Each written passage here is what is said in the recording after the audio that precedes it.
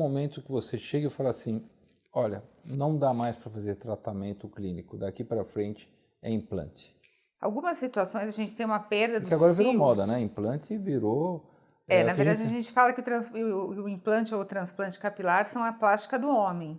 Então a mulher coloca silicone e o homem faz transplante de cabelo, né? Dermatologista tem umas coisas interessantes, por exemplo, fala que a maquiagem do homem é a barba, né? Então agora essa é uma novidade. Então a prótese mamária no homem é o implante capilar. E tudo é uma tendência, Tá né? certo. Porque há uns anos atrás a gente fazia muita depilação de barba, por exemplo. Hoje em Sim. dia os homens gostam da barba comprida. Então, hoje em dia a tendência do transplante é muito forte, né? Tá. Então, quando fazer um transplante capilar, a grosso modo, né? Mas em situações em que a gente teve perdas definitivas de cabelo, em que a gente sabe que ali não vai mais voltar.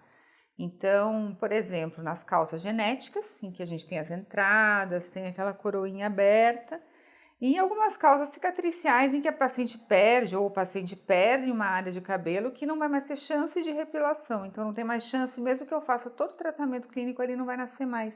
Você faz alguma biópsia para saber isso? Como é que você sabe que ali perdeu? A gente tem, além dessa dermatoscopia que eu faço, que é a tricoscopia, que nos dá já algumas pistas, também a história clínica, e a gente junta isso muitas vezes com exames complementares, e aí sim pode ser feita a biópsia. Dependendo do caso, a gente precisa associar a biópsia para fazer o diagnóstico. Aí eu sei que ali não tem folículo mais. Então, se eu não fizer um transplante, não vai mais nascer. Então, aí são as horas que a gente indica o transplante capilar. Entendi. E quer falar um pouco mais sobre isso? Então, a pessoa fez o transplante, tem até por robótica, né? Eu que organizo essas coisas de robô e tudo mais. Tem de tudo, né? Me explica, só fala mais ou menos para as pessoas entenderem o que é um transplante capilar. A pessoa acha que pega um negócio e põe em cima, não é isso, né? Explica para a turma. O transplante nada mais é do que remanejar os cabelos que a gente já tem. Então, eles têm que sair de algum lugar. Não é possível eu pegar o seu cabelo e colocar na minha cabeça, por exemplo, porque senão a gente causaria um outro problema, teria que tomar medicações de imunossupressão como um transplante renal. Então, para o cabelo não faz sentido. Então, a gente sempre tira da própria pessoa. Tira de onde? Tira geralmente da região posterior, aqui da nuca, acima da nuca, e coloca onde está faltando na região da frente, né? Então, existem algumas técnicas básicas, uma delas chama-se FUT, então a gente tira nessa técnica uma faixa inteira de pele com cabelo da parte de trás, faz com que corta esses enxertos de cabelo, fatia isso e coloca na área que precisa, né, na área receptora. Implanta, como se fosse uma plantação mesmo, né? Exato. Tá. E existe a técnica FUE, que é quando a gente tira fio a fio, fios da região, também da região posterior do couro cabeludo, e implanta na região da frente. Então essas são as duas técnicas básicas, mas dentro disso a gente também tem algumas variações. E entra aí a parte robótica, né? Então o que o robô faz? O robô é mais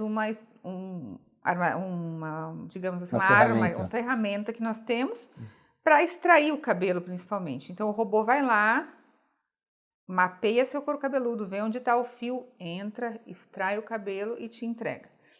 E aí o resto ainda é feito por humanos até agora. Então, é uma técnica acessória, não é todo mundo que usa, mas também, hoje em dia, a gente está com técnicos muito desenvolvidos e equipes muito boas, também a gente tem uma equivalência entre a robótica e fazer sem o robô. Bom, aí você já falou das técnicas, né, de implantes, e antes disso, existe a possibilidade, por exemplo, se você fez a biópsia e aquela área é viável, o laser ajuda? O laser, ele ajuda no sentido de uma bioestimulação. Então, se o fio é fino, ele ajuda o fio a engrossar, encorpar. Mas ele também não faz nascer cabelos onde já não tem, né? Alguns outros lasers são usados como drug delivery. Então, a gente fura a pele e injeta a medicação depois de utilizar o laser. Então, é um outro mecanismo. Mas a gente também é uma outra arma, né? Assim como os agulhamentos, que já deve ter ouvido falar também. Tem muita gente que injeta produtos no couro cabeludo. Minoxidil, essas coisas. Minoxidil, dutasterida, fatores de crescimento. Então, a gente injeta também no sentido de melhorar, fazer uma ação local da medicação, diminuir os efeitos sistêmicos, né? E isso é utilizado em algumas indicações, em alguns casos. Letícia, eu queria te perguntar uma coisa aqui. a gente tem feito algumas entrevistas anteriores sobre chip de beleza, o pessoal usando testosterona, hormônios, e as pessoas esquecem que tem efeitos colaterais. Tem aumentado muito, por exemplo, pessoas que fazem academia e têm usado essas substâncias, que estão perdendo o cabelo, principalmente mulheres? Sim, isso tem aumentado muito, porque as mulheres acabam botando chip que tem muitas vezes testosterona, né, para aumentar a massa muscular, e isso faz com que elas tenham um padrão de queda masculina genética, né? Então aquela entrada, aquele avanço na coroa, tudo isso pode aparecer na mulher também. E o homem que já tem uma predisposição genética para isso também pode piorar bastante quando utiliza esses suplementos e esses ciclos hormonais, né?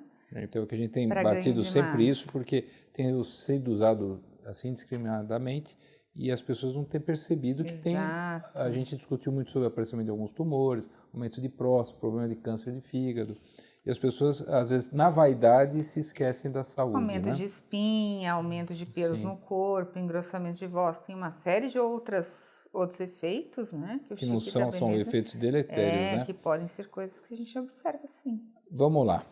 Mais coisas, hein? O pessoal que perguntou. Tem uma pergunta interessante. Então, um deles perguntou para nós, antes da entrevista, até se, por exemplo, usando minoxidil na dosagem que vocês usam, tanto tópico, se isso mexe com a testosterona, mexe com a libido, a impotência, é uma porcentagem pequena, mas existe. O minoxidil não mexe com a parte sexual, então não causa impotência, não causa nenhum tipo de efeito colateral sexual. Tá? Quem costuma fazer isso é a finasterida ou a dutasterida, são esses inibidores de 5-alfa-redutase, que a gente chama que é uma enziminha que transforma a testosterona num metabólito dela. Então, é aí que a gente bloqueia, né, esse hormônio com essas medicações, e é aí que a gente pode ter alguns efeitos colaterais.